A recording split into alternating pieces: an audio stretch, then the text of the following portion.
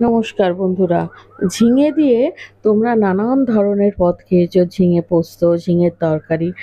আজ আমি তোমাদের সাথে এমন একটা ঝিঙে রেসিপি শেয়ার করছি, তোমরা আগে কখনো খাওনি। আর এই রেসিপিটা খাওয়ার পরে এক থালা ভাত নিমিষে উঠে যাবে। তো দেরি না করে রেসিপিটা শুরু করা যাক। ঝিঙে রেসিপিটা বানানোর জন্য ফার্স্ট আমি নিয়ে নিলাম এখানে পোস্ত। আচ্ছা, আমি এখানে ৪ চামচ পোস্ত নিয়েছি। আর আমি এখানে ছোট, ছোট সাইজের ঝিঙে নিয়েছি ৪ টে। সেইজন্য ৪ চামচ নিয়েছি। আর আমি ৪ চামচ তিল নিয়েছি। তিলটা কিন্তু আমি একটু রোস্ট করে নিয়েছি। একদম কাঁচা তিলটা আমি ইউজ করিনি। রোস্ট করে নিলে এই তিলটা না দিয়ে খুব সুন্দর একটা স্মেল বেরোয়। খুব ভালো করে নাড়িয়ে মিক্সিতে পেস্ট করে নিয়েছি। এই দেখো পেস্টটা। এরকম মিহি পেস্ট করে নিতে হবে। যদি একটু দানা দানা থাকে তাতে অসুবিধা নেই, কিন্তু চেষ্টা করবে যতটা সম্ভব মিহি পেস্ট করার। আচ্ছা, এই পেস্টটা বাটিতে নিয়ে তার মধ্যে দিয়ে দিলাম হলুদ গুঁড়ো ১ চামচ, আর জিরের গুঁড়ো দিয়ে দিলাম ১ চামচ, লঙ্কার গুঁড়ো দিলাম ১ চামচ।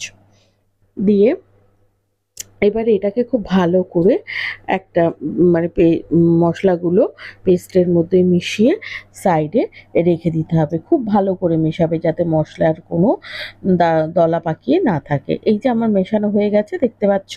খুব ভালো করে মিশিয়ে এটা আবার সাইডে আমি রেখে দিলাম। আমি আরেকটা জায়গায় নিয়ে নিলাম বেসন। বেসনের সঙ্গে নিয়ে নিলাম লঙ্কার গুঁড়ো, একটু হলুদ গুঁড়ো, আর এর সঙ্গে নিয়ে নিলাম একটু নুন। নিয়ে এটাকে জল দিয়ে একটা ঘন ব্যাটার তৈরি করে নেব। এই দেখো এই ধরনের ব্যাটার আমি তৈরি করে নিয়েছি।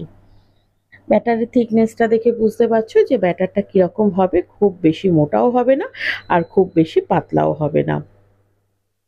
এবারে আমি এখানে নিয়ে নিয়েছি ঝিঙে। আচ্ছা, আমি এখানে ছোট ছোট ঝিঙে নিয়েছি, কচি ঝিঙে নিয়েছি। তোমরা কচি ঝিঙেতেই করবে, মানে পাকা ঝিঙে দিয়ে কিন্তু ভালো হয় না। ঠিক আছে? আমি এখানে ৪ টে নিয়ে নিয়েছি। ঝিঙে নিয়ে ব্যাটারের মধ্যে চুবিয়ে এটাকে বড়ার আকারে আমি ভেজে নেবো। আচ্ছা, তোমরা এটা কিন্তু স্ন্যাক্স হিসাবেও খেতে পারো।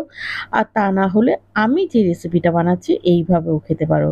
স্ন্যাক্স হিসাবে খেলে তোমরা চায়ের সাথে খাবে। আর যদি আমি যেভাবে রেসিপি আজকে তৈরি করছি সেটা যদি তোমরা খাও তাহলে তোমরা ভাত, রুটি সবকিছুর সাথে খেতে পারবে। এই যে দেখো ২ পিঠ আমার লাল, লাল করে ভাজা হয়ে গেছে। এবার এটাকে আমি তুলে নেবো। এইরকম করে আমি প্রতিটা এই ঝিঙেগুলো ভেজে নিতে হবে। একটু ধৈর্য ধরে আস্তে, আস্তে ভাজবে। খুব বেশি জোর দেবে না। গ্যাস কিন্তু মিডিয়ামে রেখেই তোমরা কিন্তু এগুলো ভাজবে। এই দেখো, আমি তুলে দেখাচ্ছি। এইরকম তৈরি হয়ে গেল। এবারে আমি সবকটা তুলে নিলাম, আর বাদবাকিগুলোও আমি সবকটা দিয়ে খুব সুন্দরভাবে ভেজে আমি তুলে নিচ্ছি। সেই সঙ্গে বলে রাখি, আমার রেসিপি ভালো লাগলে চ্যানেলটা সাবস্ক্রাইব করে আমার পাশে থাকবে। এবার ওই তেল থেকে কিছুটা তেল তুলে নিয়ে দিয়ে দিলাম আমি ১ চামচ পাঁচফোড়ন। পাঁচফোড়ন গরম হয়ে গেলে, গন্ধ বেরোতে শুরু করলে যে আমি মশলাটা আমি তৈরি করে রেখেছিলাম সেই মশলাটা দিয়ে খুব ভালো করে এটাকে কষাতে হবে। যতক্ষণ না মশলা থেকে তেল ছাড়ে সেই পর্যন্ত কিন্তু এটাকে কষাবে। আর সেই সঙ্গে আরেকটা কথা বলে রাখি, রেসিপি ভালো লাগলে কিন্তু চ্যানেলটা সাবস্ক্রাইব করতে একদম ভুলবে না।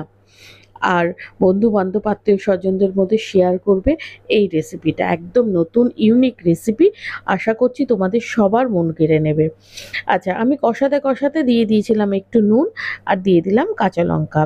আচ্ছা, আমি যেহেতু শুকনো লঙ্কার গুঁড়ো দিয়েছি সেই জন্য আমি কাঁচা লঙ্কাগুলো একটু গোটা, গোটা দিলাম, চিড়ে দিলাম না। আর ঝাল যারা বেশি খায় তারা কিন্তু কাঁচা লঙ্কা চিড়ে দিতে পারো। এবার মিডিয়াম গ্যাসের ফ্লেমটা কিন্তু একদম কমে রেখে তোমরা এটা করবে, কষাবে। এবার তেলটা যখন ওপর দিকে উঠতে শুরু করে দিয়েছিল তখন আমি হাফ বাটি জল এর মধ্যে দিয়ে, যেই বাটিতে আমি মশলা গুলেছিলাম সেই বাটিরই হাফ বাটি জল দিয়ে দিলাম। দিয়ে ভালো করে নাড়াচাড়া করে কিছুক্ষণ তারপরে এটাকে ফোটার জন্য রেখে দেবো। একটু ফুটে ওঠার অপেক্ষায়। কারণ এটা একটা থিকনেস গ্রেভি তৈরি হবে। তো সেই জন্য এটাকে আমি রেখে দিলাম। এই দেখো এবার ফুটতে শুরু করে দিয়েছে। এর ভেতর দিয়ে দিলাম একটু চিনি। কারণ যারা চিনি খাও তারা কিন্তু চিনিটা অবশ্যই দেবে। এতে কিন্তু খেতে খুব ভালো লাগে। আর এই যে আমি বড়াগুলো ভেজে রেখেছিলাম বা পকোড়াগুলো ভেজে রেখেছিলাম সেগুলো আমি এর মধ্যে দিয়ে দিলাম। দিয়ে একটু নাড়াচাড়া করে একবার ফুটে উঠলেই এটাকে নামিয়ে দিতে হবে। বেশি কিন্তু ফোটাবে না, বেশি ফোটালে কিন্তু এই বড়াটা একদম ঘেঁটে যাবে। যখন আমার রেডি হয়ে গেছে ওপর থেকে দিয়ে দিলাম একটু সর্ষের তেল, ছড়িয়ে দিলাম। খেয়ে দেখো এটা এত সুন্দর লাগে খেতে না। এই দেখো আমার রেডি হয়ে গেছে, আমি নামিয়ে নিয়েছি। দেখতে দেখো কতটা সুন্দর হয়েছে আর খেতেও অপূর্ব। যারা ফেসবুক থেকে দেখছো তারা কিন্তু পেজটিকে অবশ্যই ফলো করবে। আর যারা ইউটিউব থেকে দেখছো তারা চ্যানেলটা সাবস্ক্রাইব করে পাশে থাকা বেল বাটনটি প্রেস করে দেবে নিত্য নতুন রেসিপির নোটিফিকেশন পাওয়ার জন্য। আর বন্ধু-বান্ধব, আত্মীয়-স্বজনদের মধ্যে কিন্তু শেয়ার করতে একদম ভুলবে না এই ইউনিক রেসিপিটি। এই রেসিপিটি ভালো লাগলে কিন্তু আমার পাশে থেকো আর কমেন্ট করে জানিও যে তোমাদের রেসিপিটা ঠিক কেমন লেগেছে। আশা করছি প্রতিদিনের মতো আজকের এই ইউনিক রেসিপিটা তোমাদের মন অবশ্যই কেড়ে নিয়েছে। আর আমি যেহেতু প্যারালাইজ, অনেক কষ্ট করে রান্না করি, তো প্লিজ আমার পাশে থেকো। চেষ্টা করি তোমাদের ভালো ভালো রেসিপি শেয়ার করতে। ভুল ত্রুটি হলে আমাকে ক্ষমা করে দিও। আজকের মতো টাটা। দেখা হচ্ছে তোমাদের সাথে নেক্সট ভিডিওতে। ভালো থাকবে, সুস্থ থাকবে।